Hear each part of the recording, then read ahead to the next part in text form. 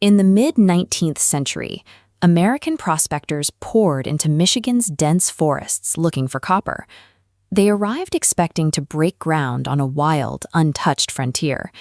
Instead, as crews cleared away centuries of soil and fallen trees, they discovered thousands of ancient, pre-existing mine pits hidden beneath the canopy.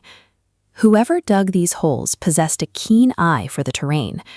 The ancient pits followed the copper veins with such accuracy that modern companies often found their most lucrative deposits by simply digging where their unknown predecessors had stopped.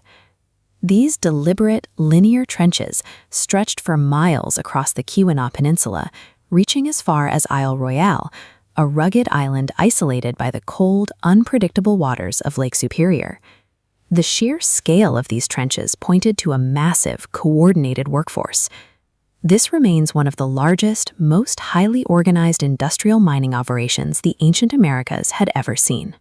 The most baffling discovery didn't come from the size of the mines, but from what the ancient workers left inside them. In one pit, 19th century miners uncovered a gigantic mass of pure copper, weighing more than 2,000 pounds, frozen mid-extraction. The ancient miners had successfully freed this massive prize from the surrounding rock and hoisted it up onto a heavy wooden support crib.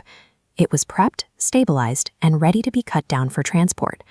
All around the block, the ground was littered with thousands of grooved stone hammers. Early reports described collecting these tools by the wagon load, abandoned exactly where they had been dropped.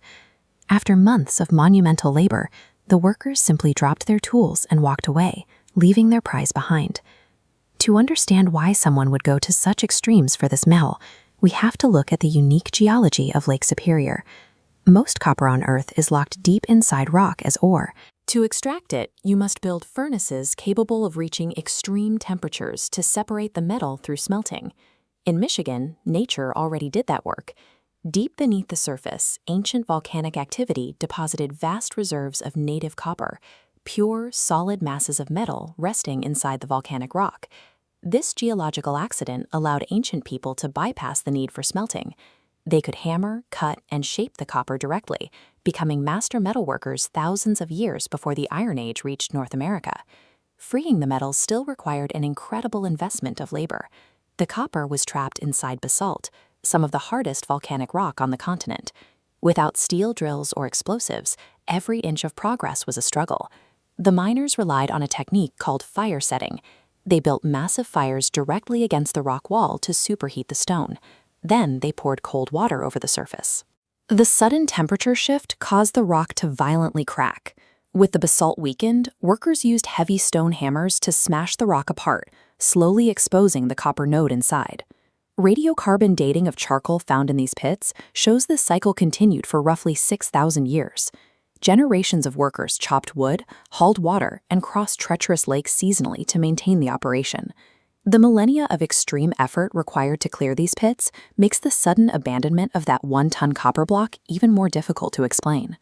One clue regarding the miners' fate doesn't come from the pits of Michigan, but from the Arizona desert in 1894. A visitor sat with a Hopi elder who spoke of strangers from across a vast northern inland sea. The elder described how they arrived to dig incredible amounts of copper from the earth. The strangers were remembered as people apart. They worked the metal, carried it away, and eventually disappeared, leaving behind only the wounds they had cut into the landscape. Lake Superior sits nearly 1,500 miles from the Hopi homeland. Yet, long before railroads, indigenous nations maintained extensive trade networks that carried both goods and memories across the continent.